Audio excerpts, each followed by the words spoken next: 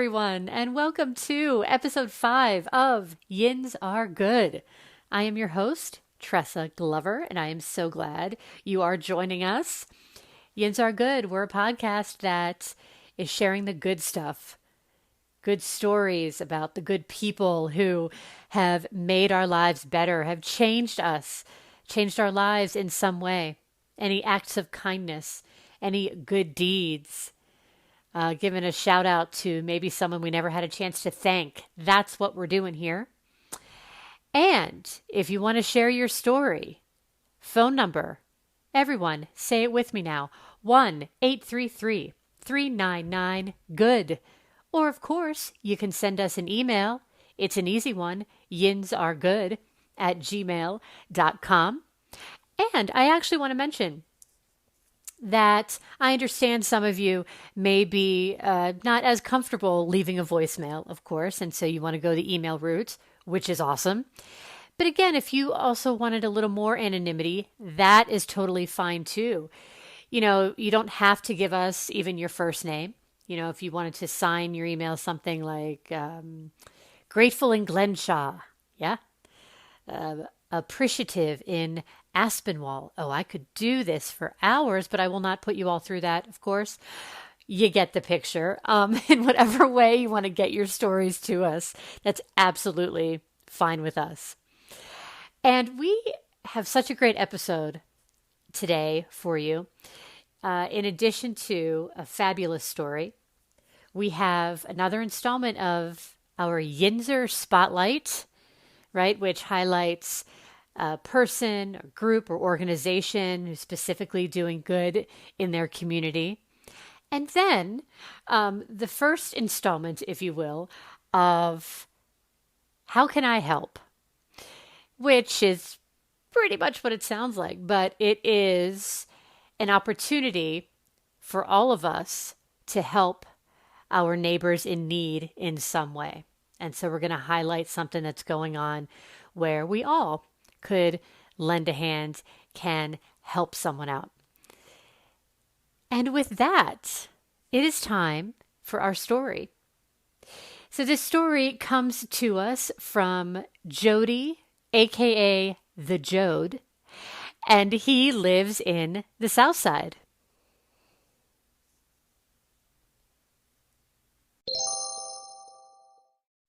My story of kindness is about the person who originally brought me to Pittsburgh and therefore changed my life forever.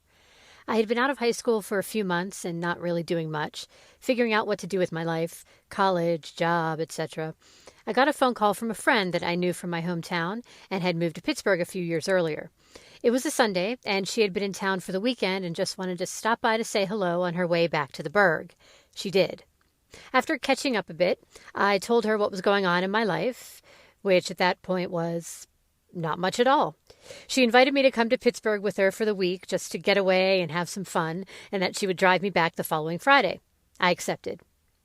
That first night in Pittsburgh for me was amazing. She knew a lot of cool places to hang out, had a ton of friends that I was introduced to, and was basically the world's best tour guide. I was hooked right away. At the end of the night, she said, "You know, if you ever wanted to move here, you can stay with me until you get on your feet." Again, I accepted. The rest of the week consisted of me roaming around the city while she was at work, not too far from the apartment because I didn't want to get lost, which I did anyway. And then we would venture out in the evenings to check out local theaters, coffee shops, and so many of the things that Pittsburgh had to offer. All in all, it was a great, eye-opening, comfortable, amazing week. I knew that I wanted to be here. I moved a week later. Fast forward 24 years and I'm still here. There were a couple of moves to different towns and states for small periods of time, but I always knew that Pittsburgh was where I would make my home. I've met so many great friends here, as well as my wife, and we just shared our 10-year anniversary. All of this could not have happened without my friend, Lori, making a short pit stop on the way through her day just to say hello. You know what I love about that story? The simplicity of it. Right? Like a friend just stopping by to check in on another friend. And it's just that idea of we never know where change is going to come from. We never know what form it's going to come in. And now he looks back all these years later and points to that day as the day that ultimately changed everything for him in the days and months and years to come. So thank you to Jody, aka the Jode, for sending us your story. And of course, to Lori, Yins are good.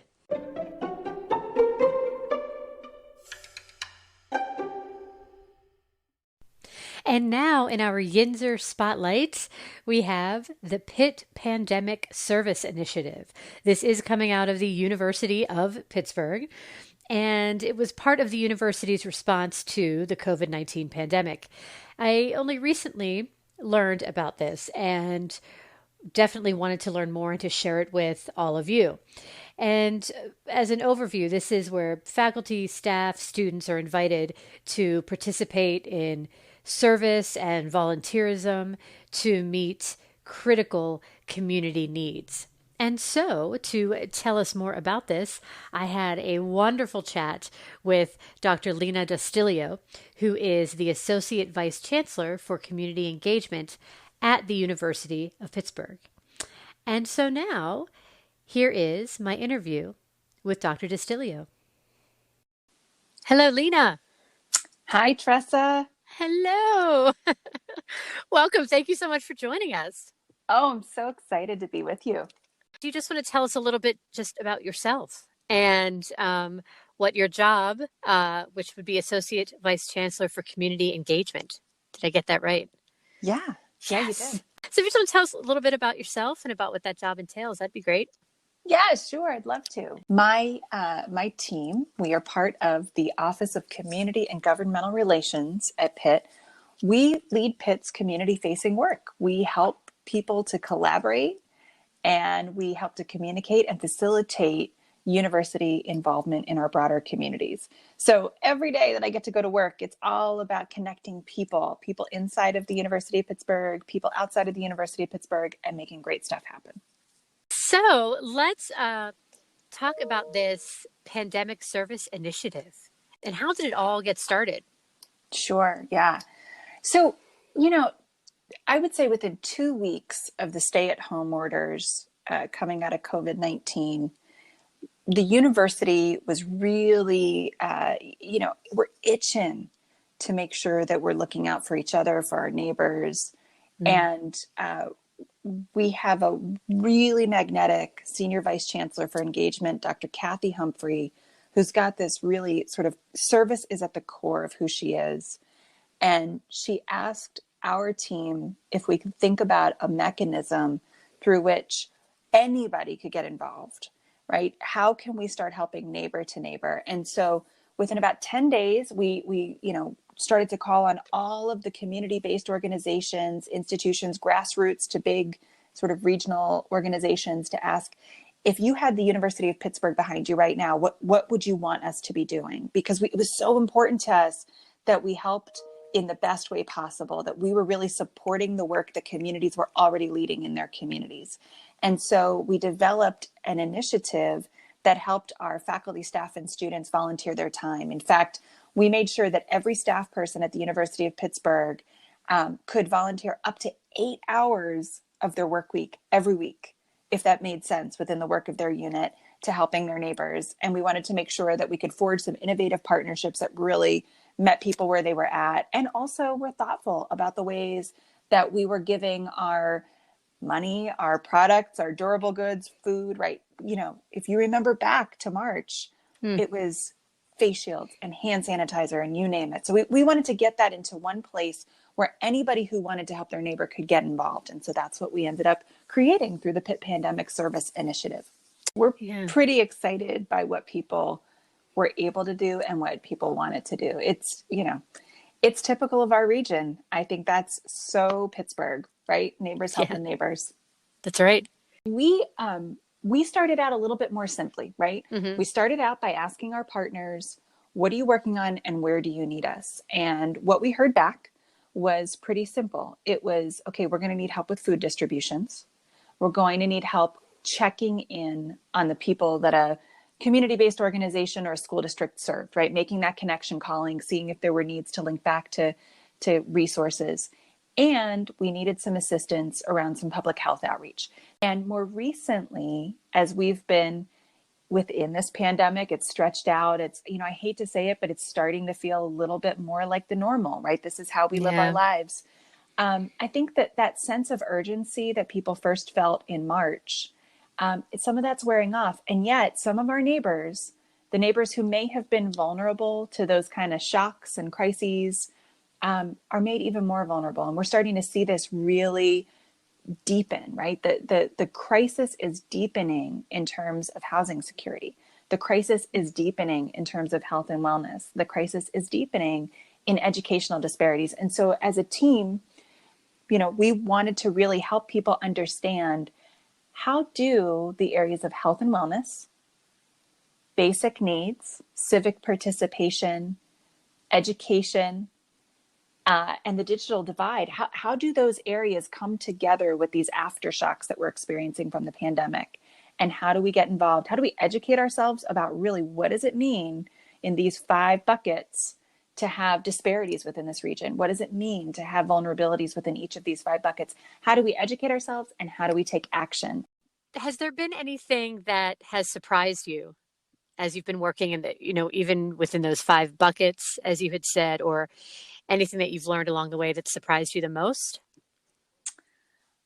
Tressa, I don't know if anything surprised me. Well, look, I think how long this pandemic is lasting has been surprising to me. Maybe I was just being naive at the beginning, but the truth is this is something that we're living with over a long period of time.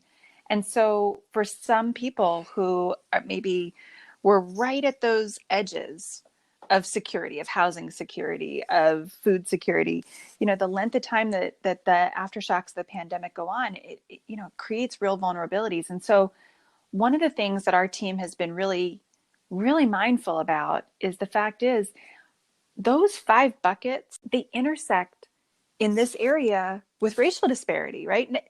These challenges aren't affecting us all equally. And so for some of our Black neighbors, this is impacting them harder than it might be me, right? And so we've been really thoughtful about how do we frame this out in a way that is explicitly anti-racist, that pays attention to where there's disparity. And that means that we have to follow the opportunity. So I'll give you this really great example. One of our service opportunities that I started to talk about a little bit ago, it's the Care and Connection Callers program. And so, we worked with a bunch of different community-based organizations and a couple of school districts that wanted PITT faculty, staff, and students to reach out to the people and the families that their organizations or districts served and check in with them and see how they were doing. And so we worked closely, faculty from our School of Social Work and faculty from our School of Public Health, worked with organizations, built out call scripts that helped us really be very, person-centered, kind of check in. What do you need? Do you need to connect back with the United Way's 311 service line? Do you need additional resources? Well, that's been so important and healthy, but the need has changed a little bit. And so now what we're doing is our Care and Connection callers are helping people sign up for the rent rebates so that we have greater housing security, so that we can start to head off at the pass some of the evictions that may occur eventually when the eviction ban is lifted. And so that's what I'm talking about, this need to follow it for the long haul. And that means that our service changes because we really have to invest with where the greatest need is. Now, are there any other projects or initiatives that you wanted to take a few minutes to tell us about? Sure. Well, one of the things that we've been working on for some time at the University of Pittsburgh is our Community Engagement Centers initiative. So the university wanted to do some place-based work, right? What would it look like to have a university commit to a long-term partnership in a neighborhood? What does it mean for a university to become a neighbor? Like actually open up a physical space in a neighborhood that facilitates partnerships and collaborations. And that's our community engagement centers. So that's why I came to Pitt. And in October of 2018, we opened up the Community Engagement Center in Homewood. And just now we're opening up our Community Engagement Center in the Hill District. One of our close partners is the Neighborhood Resilience Project. and it's led by Father Paul Abernathy. They do this amazing work to interrupt gun violence. And the way that they do that is by helping neighbors to help their neighbors, right? In other words, it's not outside people coming into a community. Instead, it's a neighbor reaching out to a neighbor and helping to disrupt gun violence. And through that expertise, when COVID hit, they thought, well, we actually have done this model and it's been very effective. We can help to halt the transmission of this disease. We can actually start to impact the public health. Just thank you for your part in all of this. And to everyone, who's part of your team, I know it's so many people, but just thank you for everything that you're doing. Oh, Tressa, it's a gift to be able to get to do this professionally. And I got to say, you're right. My team, they are amazing. Well, thank you for being here with us. We're so happy to have you. I wouldn't have missed it. Tressa, this is such a cool way to learn about our area, right? And I hail from Texas. So I hail from the land of y'all, and I landed in the land of Yinz. So this all just comes together for me.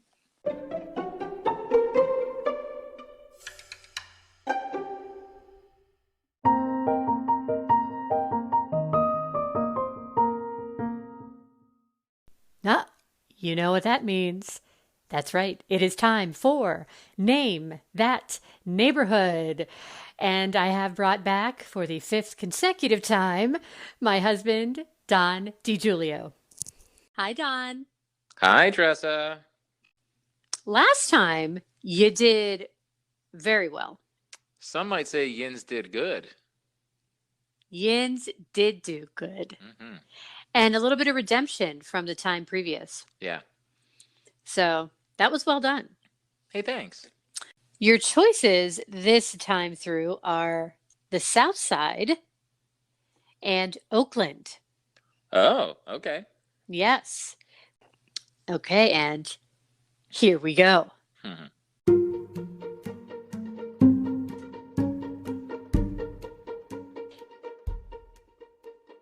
Was once home to the largest warehouse between New York City and Chicago. Let's go with the South Side. Yes, you are correct. So this would be the Terminal Building. So this building actually was designed in 1898 and was completed in 1906. And in 2013, it was added to the National Register of Historic Places. Okay. Well, okay then. 1 for 1. Here we go. Mm-hmm. This section of Pittsburgh was home to an amusement park from 1905 through 1909. An amusement park? I don't feel like Oakland or the South Side are large enough to house an amusement park. I understand. I'm going to go Oakland with some hesitation. Yes! Oakland with some hesitation. None from me, though. It is correct. Yeah, so this amusement park was called Luna Park, and it was built by Fred Ingersoll, who was a leading roller coaster designer and entrepreneur, and he actually formed Ingersoll Construction here in Pittsburgh back in 1901. So this firm built roller coasters and rides for amusement parks.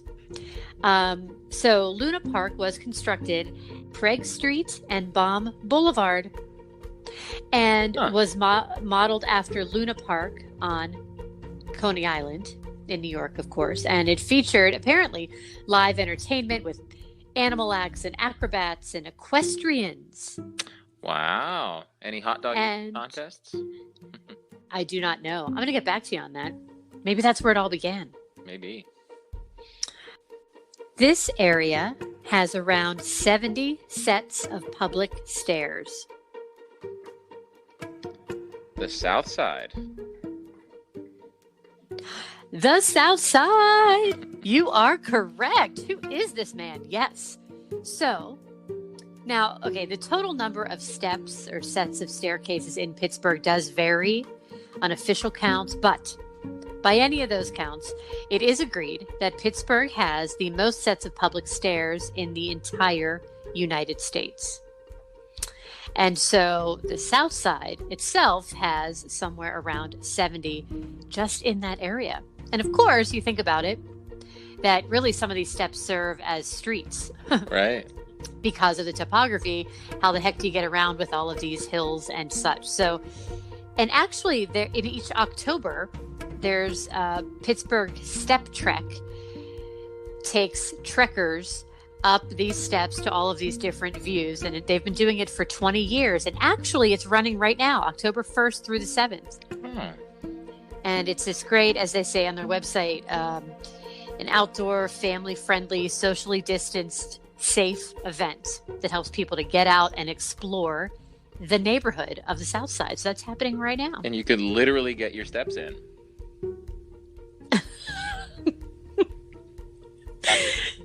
Literally. That is true. In this neighborhood, you'll find a local watering hole that's open 365 days a year. Oh, yes. That is the South Side. And I have been to Jack's. It is the South Side. It's true. For those who may not know, Jack's Bar is open every day of the year from 7 a.m. until 2 a.m. An iconic local watering hole. Well, Don. I mean, I may never lose again. It's true. So I probably have jinxed it for myself from here on out by just saying that. Oh yeah, absolutely. I think if I bring the true false back, my kryptonite. Yeah, then that might take care of itself there.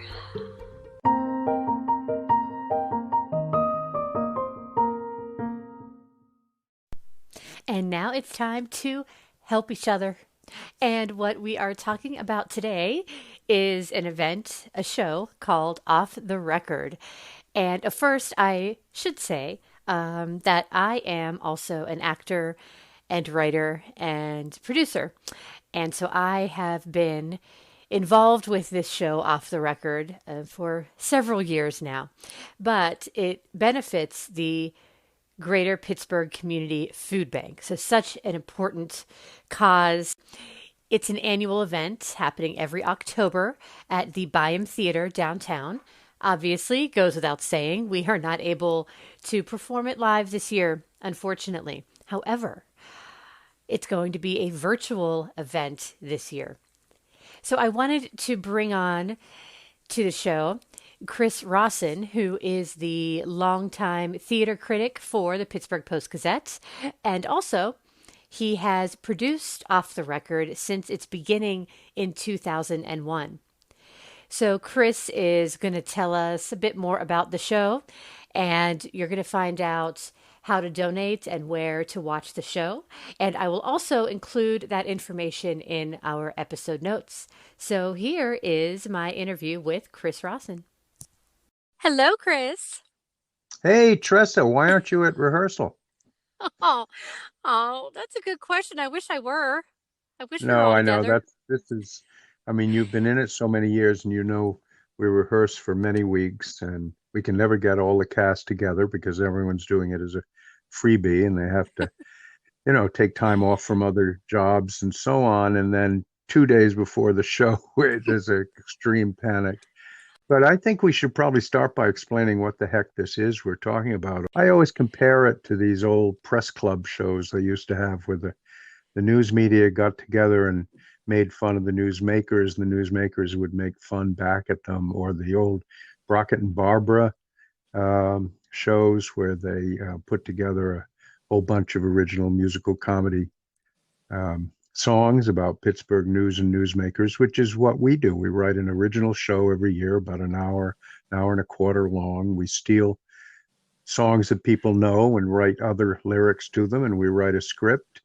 And then we have actors playing the governor, the mayor,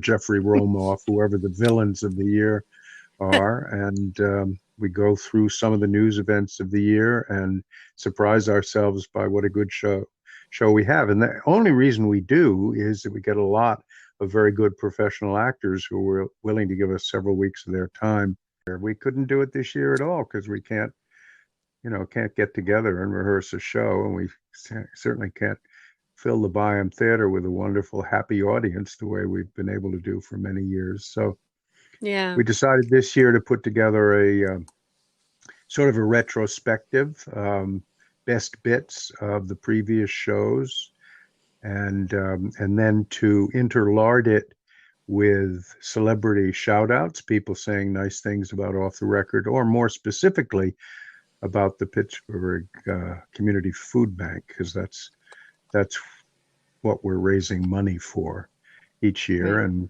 that's one of the reasons to do it this year. Even though we can't do a real original show, we can put on this best bits and raise money. We've already raised, I don't know, 10, 15,000 on pledges from sponsors, and we're hoping to raise more during the telecast as people do the telecast. You see, that's old-fashioned language. The streaming, the That's online, it. whatever it is. Whatever we call it now. So what year is this for Off the Record? Well, this would be the 20th, or as we say, Yeah. XX. We started using Roman numerals. We didn't use a Roman numeral the first year because we didn't know there'd be a second year. But this would be 20. We're not really calling it 20. It's somewhere between 19 and 20. And there's an argument about next year's show. Should it be 20 or should it be 21 or 20 and a half? Yeah, so we're calling this Off the Record 2.0. Yeah. And the pandemic edition, and the 2.0 kind of looks like a 20, but it isn't really a 20. So there's an MC usually, right? Who runs the show.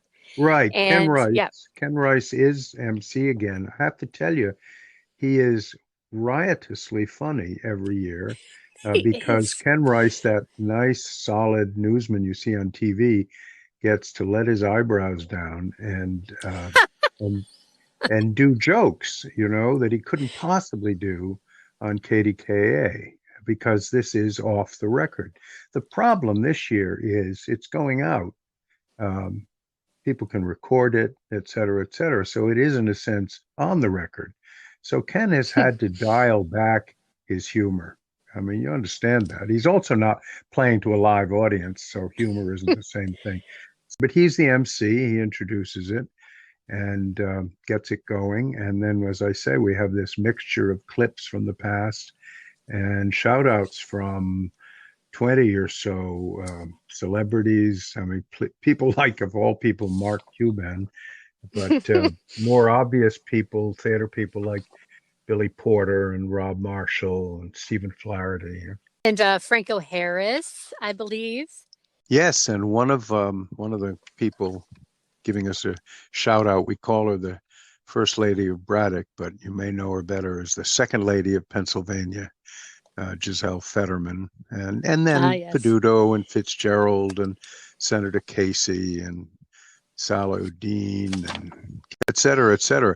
My job was to go through 19 years of Off the Record and pick out 20 to 25 segments, songs that would make up the retrospective part of the show. And I want to tell you, it was excruciatingly hard and deliriously fun because I get to rewatch so much and to rediscover things that I'd forgotten.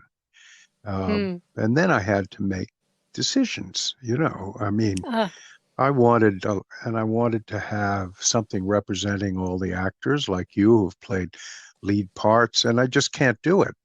So I think people are going to be really happy what they see, and they're going to be people who are in the show are really going to miss what they don't see. Also fun to revisit some civic history, like who were the Ori sisters? You didn't play one of the Ori sisters, did you? They were the three witches from Macbeth. Yes, it was Barbara Russell and Lori Klatcher and I. Oh, what a trio. What a trio. Remember anybody else you played in the show over the years? I play, Attorney General Kathleen Kane. We did the play on Modern Major General, and the song was Bad Attorney General. Right. So Dennis that was Roddy and Bill Toland, I think, wrote that song. You Yeah. had some powerful lyricists behind you making your life very, very difficult. I remember the email you sent, getting an email from you saying, "Hi, would you be interested in trying Modern Major General?" I was like, "Oh, like yes, I will. Of course, why It's not?" amazing to me that people say yes. Uh, so I should say that, this really there is a serious purpose behind this, which is to raise money for the food bank. And that's one of the reasons we want people to watch. We want them to have a good time, but we would like them to make a contribution also, because Hmm. this is, of course, a horrendous year in so many ways. But can you imagine what it's like for the food bank and people who depend on it for food? Yeah, absolutely. Our show is going to play on the Off the Record Facebook page, which is just off the record, PGH. That's our Facebook page, Mm. or our YouTube channel. In our 19 years, the bookkeeping hasn't been precise, but we've raised over $650,000. Well, thanks for talking to me about it. And uh, October 8th, that would be a week from today, as we talk at 8 p.m. But if people miss it, they'll be able to catch up with it later after that. Perfect. Thank you. Thank you.